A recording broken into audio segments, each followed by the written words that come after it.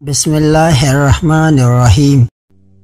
صبر ایک ایسی سواری ہے جو اپنے سوار کو کبھی گرنے نہیں دیتی، نہ کسی کے قدموں میں نہ کسی کی نظروں میں۔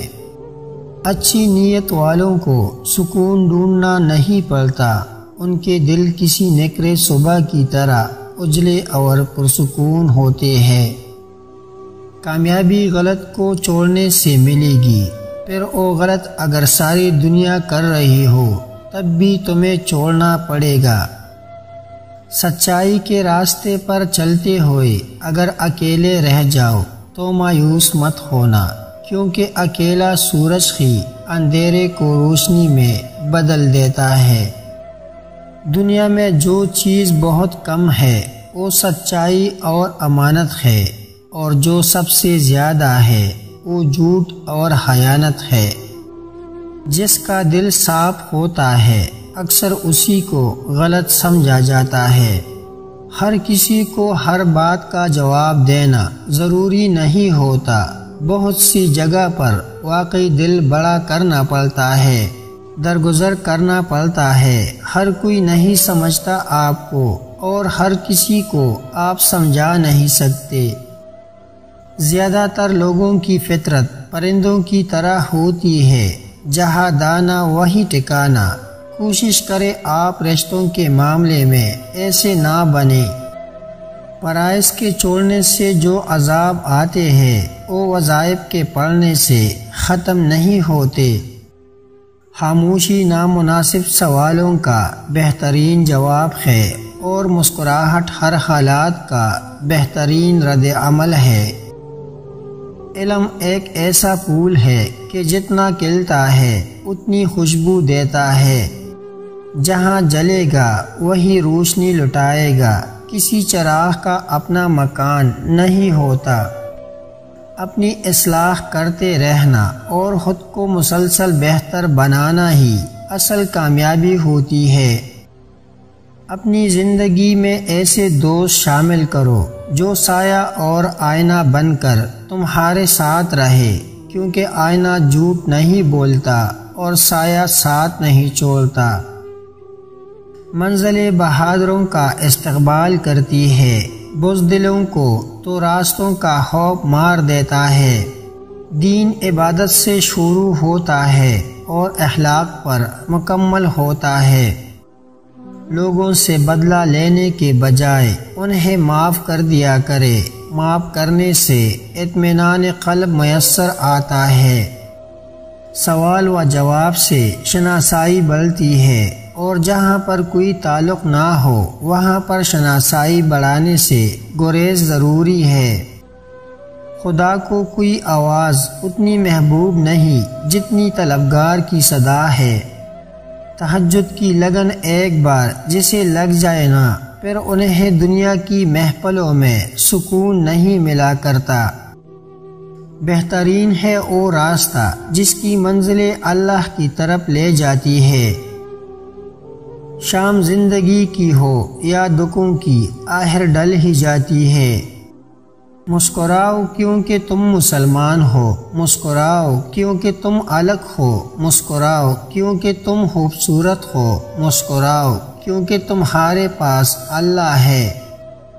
دنیا کا سب سے خوبصورت رشتہ اللہ اور اس کے بندے کا ہے۔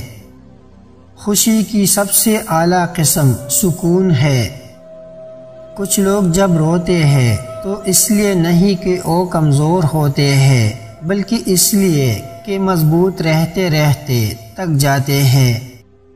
اپنی صحت و تندرستی کا خیال نہ رکھنا اللہ کی ناشکری ہے۔ خاموش رہنے کے 4 بڑے فائدے۔ خاموشی آپ کی ذہنی تناؤ کو کم کر کے آپ کو باشعور انسان بننے میں مدد کرتی ہے۔ خاموشی آپ کو ایک کامیاب انسان بننے میں مدد کرتی ہے۔ خاموش رہنے کے لیے 5 بڑے نقصانات۔ لوگ آپ سے دوستی نہیں کریں گے کیونکہ ان کے لیے آپ کو سمجھنا اور جاننا مشکل ہے۔